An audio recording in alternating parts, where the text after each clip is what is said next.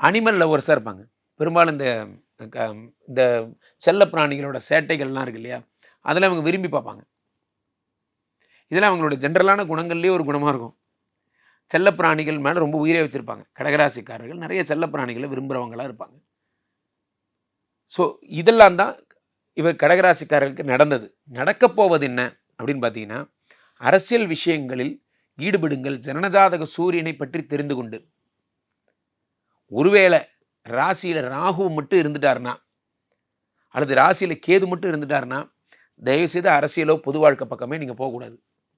கேது வந்து சந்திரனை விழுங்கக்கூடியவர். அதுதான் சந்திர கிரகணம். சூரியன் ராகுவை விழுங்கக்கூடியவர். அதான் சூரிய கிரகணம். 2ஆம் இடத்தில் ராகுவோ, ராசியில் கேதுவோ இருந்தா நீங்க பொது வாழ்க்கைக்கே போகக்கூடாது. அதே மாரி ஜனனஜாதக செவ்வாய பொறுத்து தான். ஏன்னா செவ்வாய் நீச்சமடையும் ராசி நீங்க தான். செவ்வாய் கடகத்தில தான் நீச்சமாகுறார். ரத்த சம்பந்தப்பட்ட பிரச்சனைகள்ல ரொம்ப ஜாக்கிரதையா இருக்கணும். அனிமிக் வேல்யூ அப்பப்போ பார்த்துக்கிட்டே இருக்கணும்.